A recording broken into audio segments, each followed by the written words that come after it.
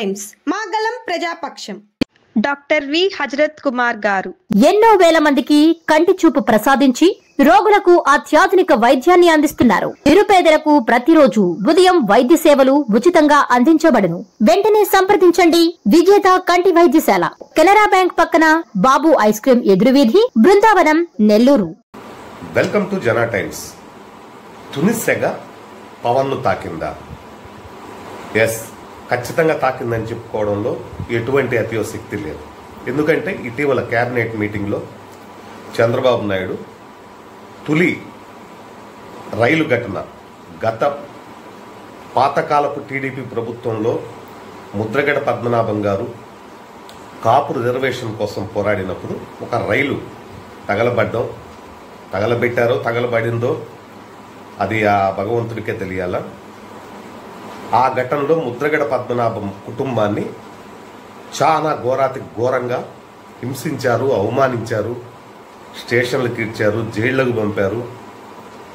సరే, అది జరుగుతున్న క్రమంలో ఇటు వైసీపీ ప్రభుత్వం రావడం, జగన్మోహన్ రెడ్డి ఆ వైసీపీ ప్రభుత్వం వచ్చినప్పుడే తుని ఘటనలో నుంచి కాపులు మొత్తం బయటపడడంతో ఒక్కసారి కాపులందరూ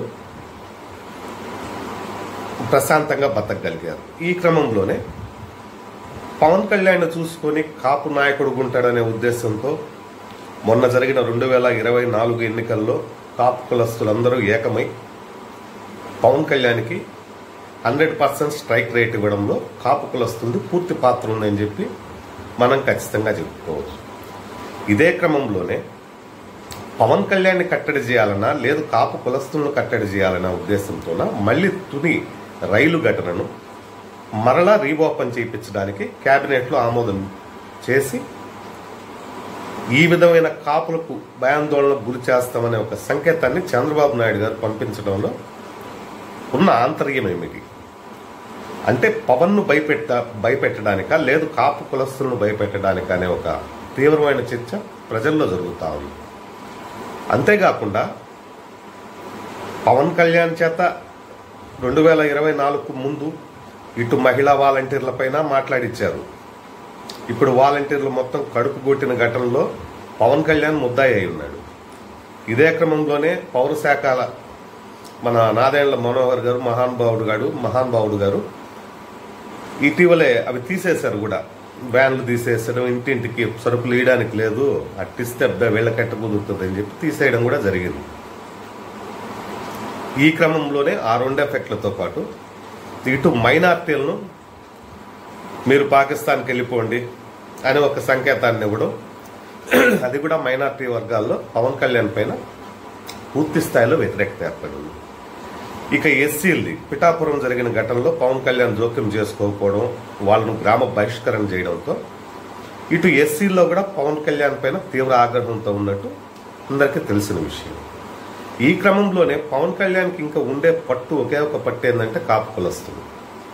వారిని కూడా చెల్లాచెదురు చేస్తే నెక్స్ట్ పవన్ కళ్యాణ్ బీజేపీలో చేరినా కూడా టీడీపీకి ఎటువంటి డోకా ఉండకూడదనే ఉద్దేశంతో చంద్రబాబు నాయుడు గారు ఇటువంటి డెసిషన్ తీసుకున్నారా? ఆ డెసిషన్ తీసుకునేటప్పుడు పవన్ కళ్యాణ్ సంప్రదించారా? సంప్రదించకుండానే కేబినెట్ ఇది జరగకుండానే ఇటువంటి అనాలోచితమైన పనులు ఎవరు చేయలేరు కదా అనే ఒక భావన కూడా ప్రజల్లో అయితే విశ్లేషకుల్లో అయితే పూర్తి స్థాయిలో ఏర్పడింది. అంటే ఇప్పుడు పవన్ కళ్యాణ్ భయపెట్టడానికి చేశారని చెప్పి కొద్దిమంది అనుకుంటా ఉన్నారు. లేదు, పవన్ కళ్యాణ్ నెక్స్ట్ ఎలక్షన్కి ఏదన్నా బీజేపీతో కలిసినా కూడా ఇప్పుడు ఎట్టా ఎస్సీలను దూరం చేసాం, మైనార్టీలు దూరం అయ్యారు, మహిళలు దూరం అయ్యారు, 33,000 మంది ఇది చేశారని చెప్పి వాలంటీర్లపై నింద మోపాడు, మహిళలు దూరం అయ్యారు. ఇంకా ఉండేది ఒకే ఒక ఆప్షన్ పవన్ కళ్యాణ్కి, కాపులు. వాళ్ళను కూడా ఈ టైంలో పవన్ కళ్యాణ్ డిప్యూటీ సీఎంగా ఉండేటప్పుడే ముద్రగడ పద్మనాభాన్ని, ఆ ఉద్యమకారుల్ని మొత్తాన్ని మళ్లీ తిరిగి స్టేషన్లకు పంపించి గందరగోళం చేస్తే ఆ కాపు కులస్తులు కడుపు మండి పవన్ కళ్యాణ్ దూరం పెడతారనే ఒక భావన కూడా చంద్రబాబు నాయుడు గారికి ఉన్నట్టు కొద్దిమంది విశ్లేషకులు చెప్పుకుంటూ వస్తున్నారు. ఈ క్రమంలోనే ఎన్ని సమస్యలున్నా ఒక ఊరు వాళ్ళు ఒక ఊరిపైకి వచ్చినప్పుడు ఈ ఊరు వాళ్ళు ఆ ఊరిపైకి రివర్స్ అవుతారు. అది ఉండే ఆంధ్రప్రదేశ్లో ఉండే తాంత్రికం అది. అదే క్రమంలోనే కాపు కులస్తులను ఒకరిని టచ్ చేసినా కూడా ఏ పార్టీలో ఉండి ఎక్కడ ఉండి అందరూ ఏకమవుతారనే ఉద్దేశం అందరికీ తెలిసిన విషయం.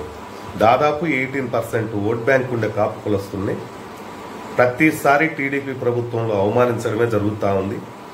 ఈసారి కానీ ముద్రగడ పద్మనాభంకి ఎటువంటి ఇబ్బందులు ఎదురైనా కూడా నెక్స్ట్ 2029లో పవన్ కళ్యాణ్ మీతో ఉన్నా లేకపోయినా టీడీపీకి చుక్కలు ఖచ్చితంగా కాపు కులస్తులు చూపించబోతా ఉన్నారని చెప్పి కాపు కులస్తులు మొత్తం నిన్న విజయవాడలో కూడా మీటింగ్ జరిపారు.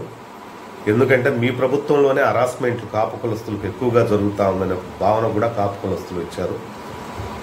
2029లో మటుకు తీవ్రమైన పరిణామాలు ఎదుర్కొంటారని కాపు కులస్తులు మొత్తం సీనియర్లు కూర్చొని మాట్లాడుకోవడం మనకు విశ్వసనీయ సమాచారం అందింది. ఇకనైనా కూడా ముద్రగడ కుటుంబాన్ని కానీ ముద్రగడ కాపు కులస్తులను కానీ ఎవరిని కూడా వేధించడం ఇది సమంజసం కాదని చెప్పి కూడా చాలా మంది సీనియర్ విశ్లేషకులు భావిస్తా ఉన్నారు.